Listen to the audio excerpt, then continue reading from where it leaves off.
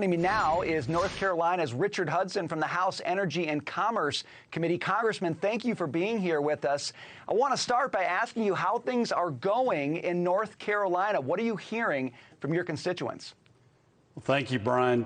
You know, people in North Carolina are suffering. It's a real struggle just to find gasoline to get to work.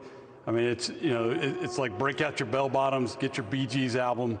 We're back to the 1970s. You know, we've got gas lines, we've got rising inflation, we've got terrorists attacking Israel, and we've even got a photo op this week with Jimmy Carter. It's 1970s all over again. Yeah, I like 70s rock, but I don't like 70s economics, and that appears to be where we are right now. Let me ask you about President Biden's response to this.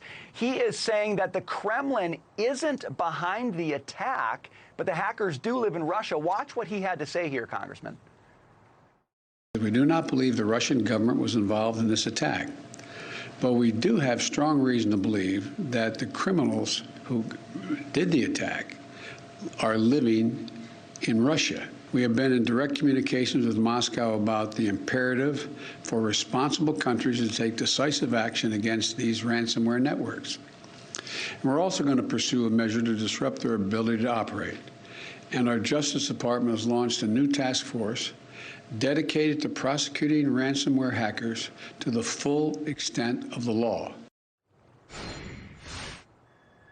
Congressman, is there any world where the Russian government doesn't know that this attack is happening? That seems completely farcical to me. Absolutely farcical. You know, I support the president and the moves he says he's going to make to track down these hackers. But what I'm also concerned about is what this crisis really exposes is the problem with Biden's policies. You know, on his first day in office, he stopped a fuel pipeline, and he's taken many steps since then to restrict our access to American sources of energy. And so, you know, his policies are wrong, and they're making it harder. And also, when you look at cybersecurity, he's got this $3.2 trillion infrastructure bill. Only about 25% of it even deals with infrastructure, but not one penny of it deals with cybersecurity. So again, his priorities are in the wrong place.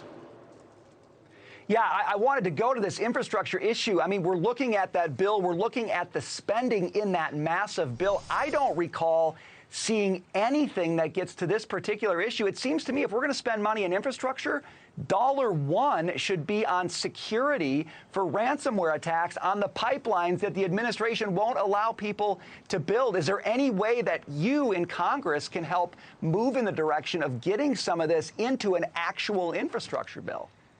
Well, I think so, Brian. Look, Republicans and Democrats both agree on infrastructure. When you're talking about roads and bridges and even broadband, I think we can all agree. And, you know, there's a number of folks working on this in the House, a number of folks in the Senate.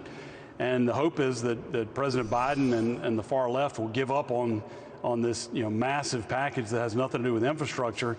And let's sit down and have a serious discussion about this. And again, in his $3.2 trillion package, not one penny of it is dedicated to cybersecurity. So the negotiations are ongoing. There's a lot of common ground to be had here. We'll see if President Biden will come to the table. Congressman, really quickly, can you talk about the issue of retaliation or deterrence? It seems like when you get a hack like this, it happens, money gets paid, you know, the bribe gets paid, and nobody sees any consequences for it. Are we going to see anything to retaliate or, you know, to punch back a little bit on this kind of behavior which frankly can shut down a country at the level that we saw this week? Well, you're exactly right, Brian, and I hope so. You know, you hear the words of the president. He says we're going to track these folks down. I hope he will do that. You know, certainly it's concerning anytime you see a company paying a ransom like this. It sort of makes you think about negotiating with with terrorists over hostages.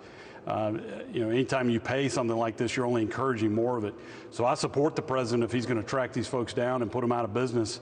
But again, it's hard to believe they're operating in Russia without the consent of the government there.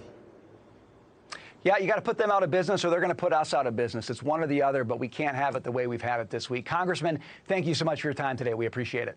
Great to be with you, Brian. Thanks.